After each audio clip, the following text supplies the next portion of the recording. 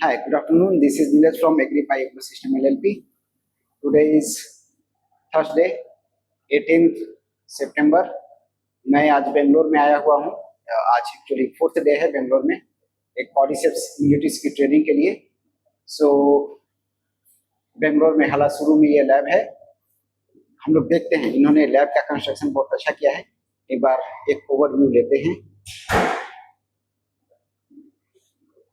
Construction lab का construction बहुत अच्छा है, सफाई बहुत अच्छी है.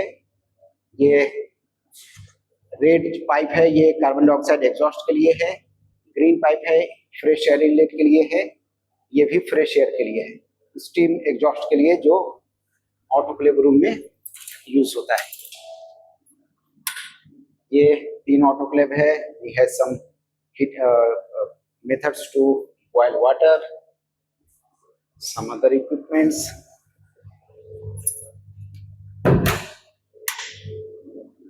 ये इनका मेन गेट है. इनके पास 3 लेयर ऑफ प्रोटेक्शन है जो फ्रूट फ्लाई का एंट्री को प्रिवेंट करता है. ये साइड में 1, 2, 3 एंड लास्ट में 4, एक लेफ्ट साइड में 4 इंक्यूबेशन चैम्बर है. राइट साइड में 2 इंक्यूबेशन चैम्बर है और रूम है जिसका भी इंक्यूबेशन चैम्बर के जैसा यूज नहीं हो रहा है, but we propose to use those incubation chambers for mushroom cultivation.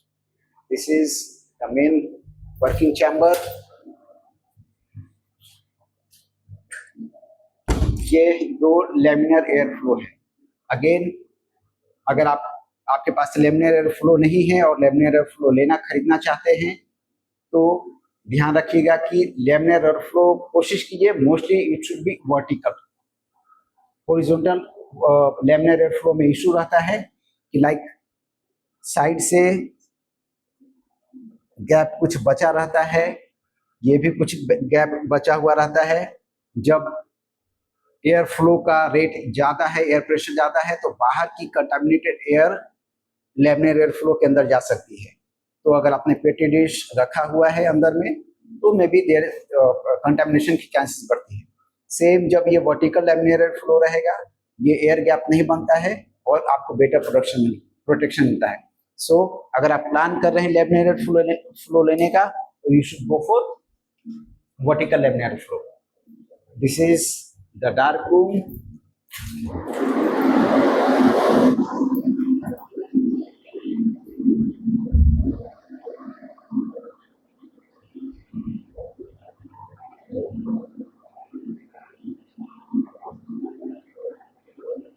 ये एयर का डक्ट है, एयर कंडीशनर लगा हुआ है.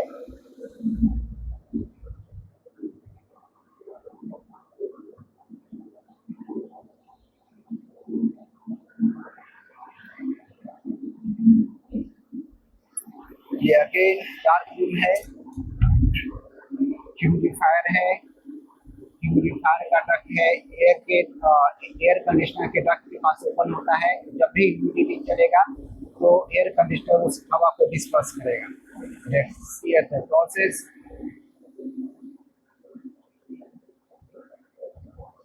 अगेन एक ड्रॉबैक है कि ये डॉक्टर्स का टेप यूज कर रहे हैं कवर करने के लिए, जो गैसेस एक्सचेंज को अच्छा से परमिट नहीं करता है, इसलिए यहाँ पे फ्रूट मुझे अच्छा नहीं मिलेगा.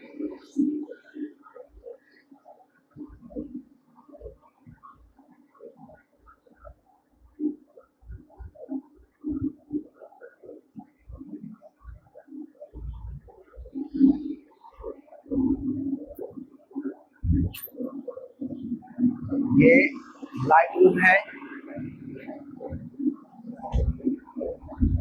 लाइट रूम का जब इंक्यूबेशन पीरियड पूरा हो जाता है देन ब्लैक को ट्रांसफर करके ग्लास कॉर्नर को ट्रांसफर किया जाता है लाइट रूम. इनके पास लिक्विड स्पॉन्ज का बहुत सारा फ्लास्क है, इसकी कोई जरूरत नहीं है. हम लोग इसको मॉडिफाई कर रहे हैं और नियर फ्यूचर में ये मॉडिफाई हो जाएगा. माइसेरिया रन ठीक है, लेकिन फ्रूटिंग बॉडी की क्वालिटी अच्छी नहीं है.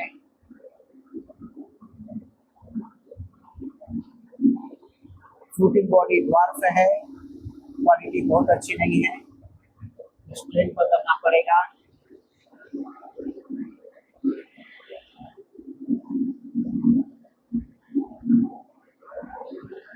ये इनके पास एक और ओके, ये रोटरी शेकर है।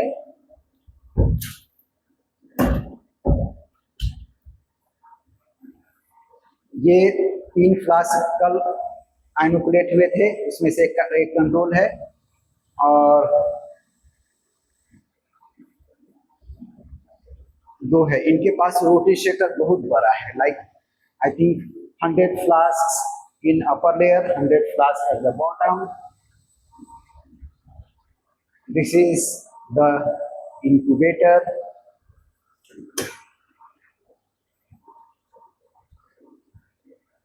ये पॉडीसेप्स की स्टेंट मीडिया ड्राई हो रही है।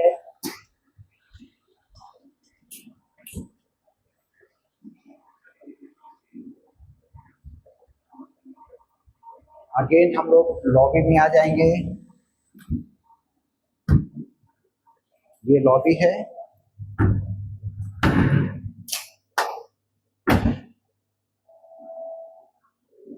इस रूम को,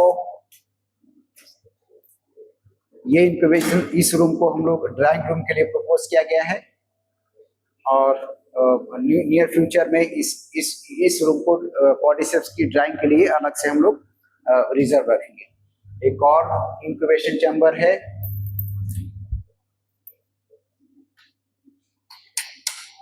ये फ्लास्क है। इस रूम को भी हम लोग edible mushroom like Lions man या शिताके उसके लिए हम लोग यूज कर सकते हैं।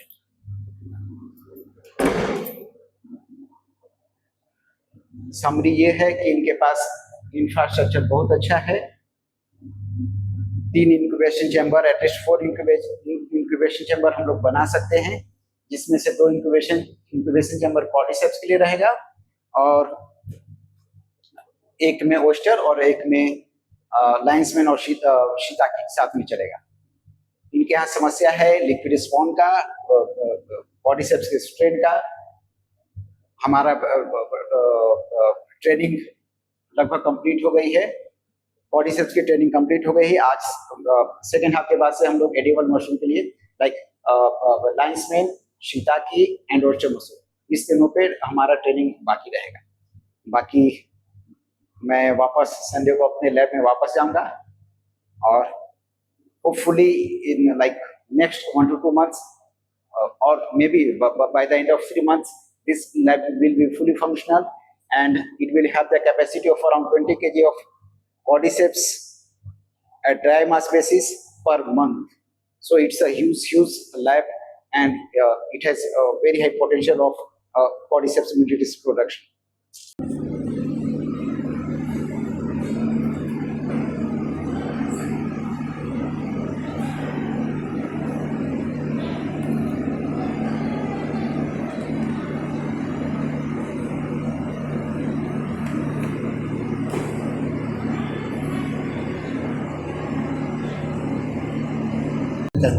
ठीक है।